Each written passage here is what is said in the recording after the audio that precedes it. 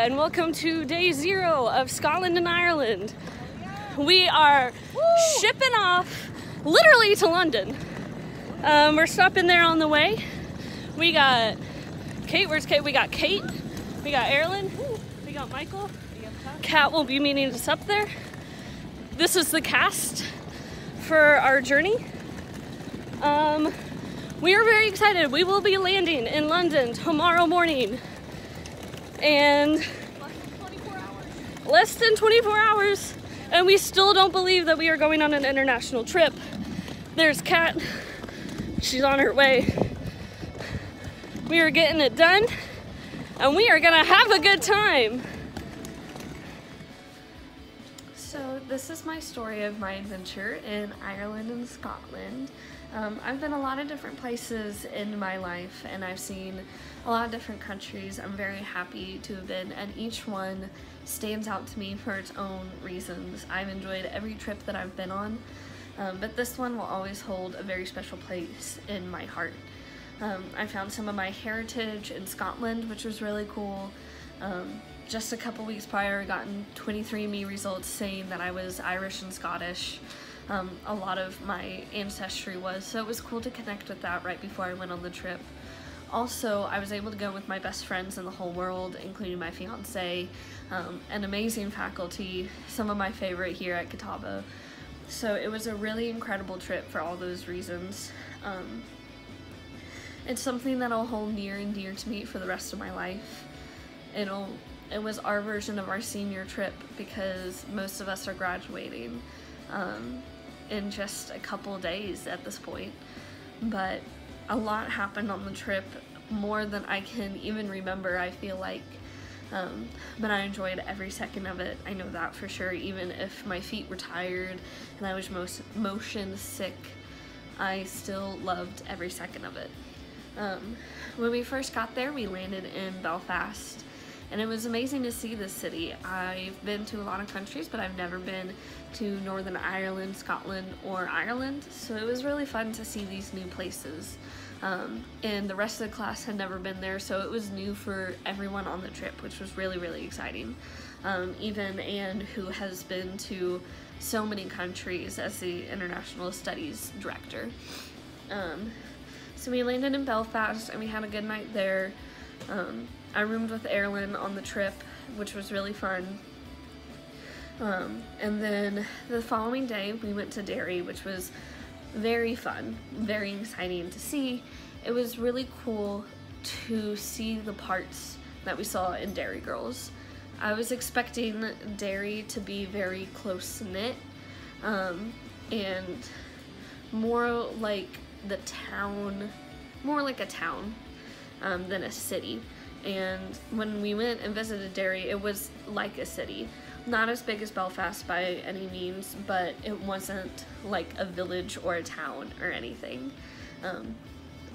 It was very hilly in Derry. I was not fully expecting that, but it was fun nonetheless. We got to see the highlights of Derry, the Londonderry sign, and it was really cool to compare that to the show Derry Girls, which we had been watching and connected with, and it was especially fun being there near the same age as the girls, a little bit older, but near the same age as the girls in the show, seeing the history that they experienced through pictures and everything.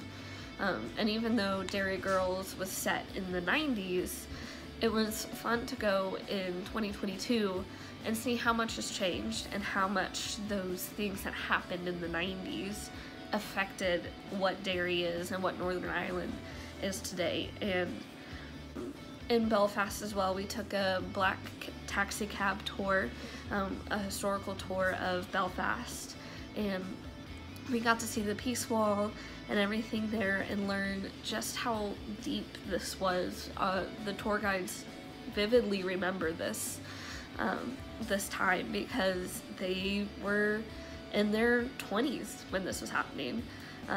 They recall going places and having to take a different street because there was a car bomb, and it was just something that you had to live with and deal with. Overall, Northern Ireland was really fun. We had a really great time, and I'm so glad that we got to go. We went to a couple other places, and we also went to Dublin in Ireland for an afternoon, which was very exciting. Some of my friends and I went and saw a castle during our free time, which was really cool. We ended up being able to see the Book of Kells as a class, which was very interesting. I didn't know much about the Book of Kells before I went, so it was interesting to learn about that and see such an old relic and such an important part of the Christian faith. We also got to see a double rainbow in Dublin, which was really cool and really exciting. And then we went to Scotland, and that was amazing. I enjoyed Scotland more than Northern Ireland just because of the views and how gorgeous it was.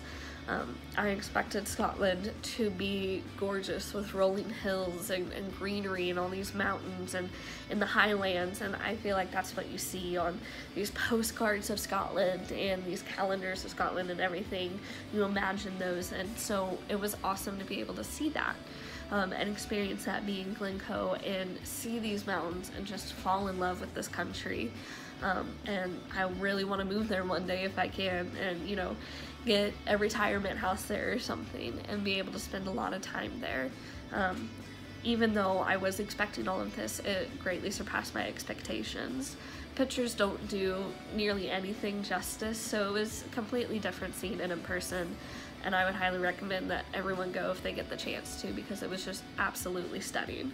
And it was made even more special that I was able to be there with my best friends and share this experience with them, because I've been on trips in the past where I haven't gone with close friends.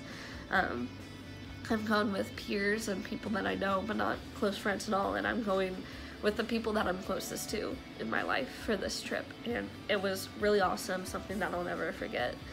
We also went to Loch Ness in Scotland, which was very exciting. That's when I learned that loch means lake.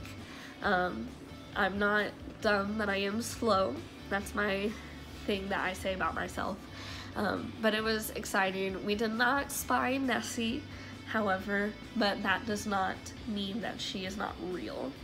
I do believe in Nessie, 100%. But it was a lot of fun to be there and see where this cryptid lives. We also went to other cities, and Edinburgh was really exciting.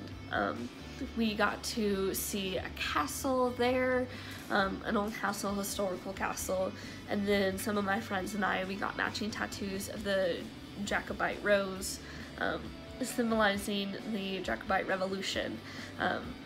And this is touched on in Outlander, so we covered this topic quite a bit in class since we watched Outlander.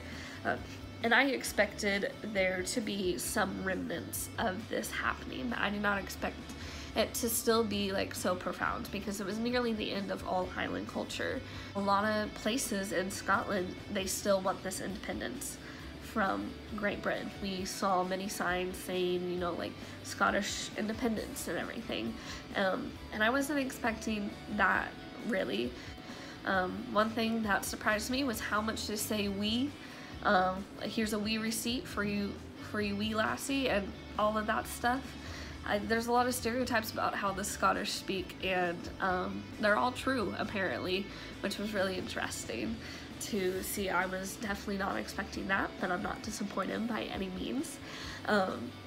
And it was just overall an amazing experience. It was interesting comparing it to Outlander, since Outlander was set in the 1700s.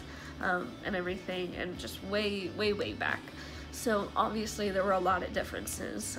All in all, I loved this trip so much, and I would highly recommend anyone go on this trip and for this trip to happen again. It is something that I will hold near and dear to my heart for the rest of my life, and I can't speak highly enough about it, and I really want to go back to Scotland specifically.